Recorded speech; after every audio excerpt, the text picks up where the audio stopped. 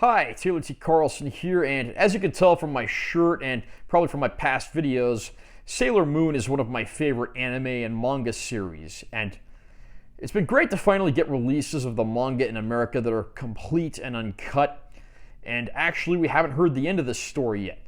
Starting back around 2011, we started getting a release of the manga, but there were some criticisms as to the translation maybe being a little too literal and off in some ways.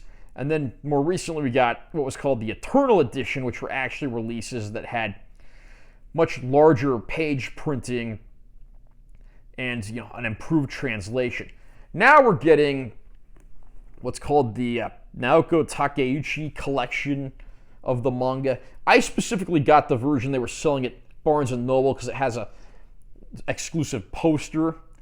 They do that a lot of the time over there, like with their Star Wars books and other things, so that's not too terribly surprising. So I'm going to show off this release, talk about it a little, and let you know if I recommend this or how it compares to previous editions. Now, I don't own any of the older editions, so I pretty much have to go by what I've read on other websites and have seen in stores. So here's the close-up. Great cover there. This release basically promises to have all the improvements of the Eternal Edition, but in a smaller, more cost-effective format.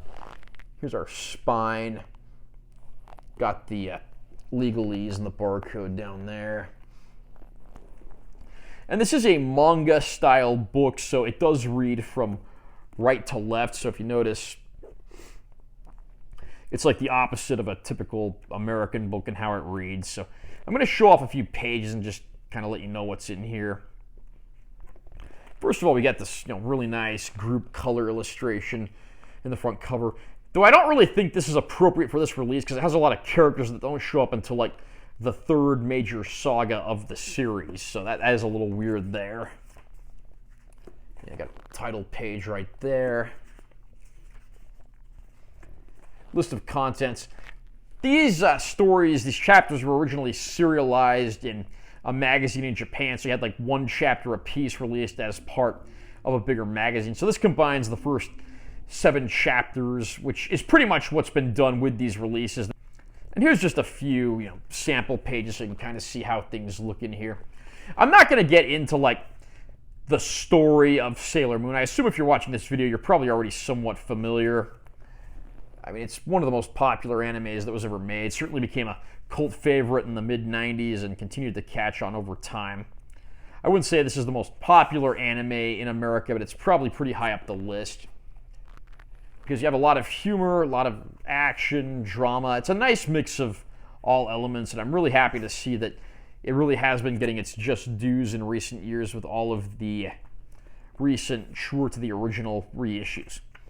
Now, one thing I do like here, and I think older releases from the past decade or so have had this, they actually have translation notes which talk about Japanese culture, how things are a little different from what we have here, where some of this stuff and like the nomenclature comes from.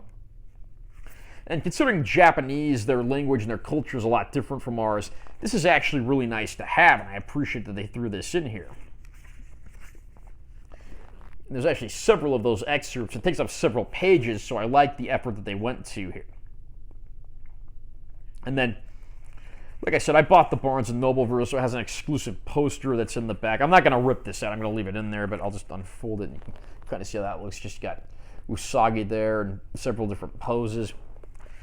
And I'm guessing with each of the subsequent releases at Barnes & Noble, they'll probably do the same thing for a different one of the Sailor Guardians. Like, usually Ami has always been featured on the second issue, so it'll probably be a poster of her, then Rei on the third one, and so forth, depending on the order of the story and who's usually featured on the cover of each.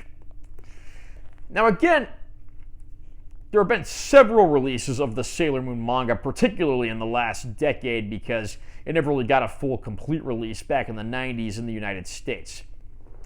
So which version do you buy? The earlier manga releases that were, this same size that came out starting 2011, those were good because that was like the first full-length, uncut release of the series. But again, the translation was criticized, and on top of that, I think some of those issues are out of print now and harder to find. The Eternal Edition made some improvements, including having bigger printing, and then the more revised translation, which sounds a little better. And these releases promise to be essentially a slimmed down, more affordable version of the Eternal Edition. So I have to say, if you don't already own the Sailor Moon manga in some shape or form, I'm going to recommend buying these editions as they come out, because you get it in the nice compact size of the older reissues, but then you get like all the improvements that were made with the Eternal Editions.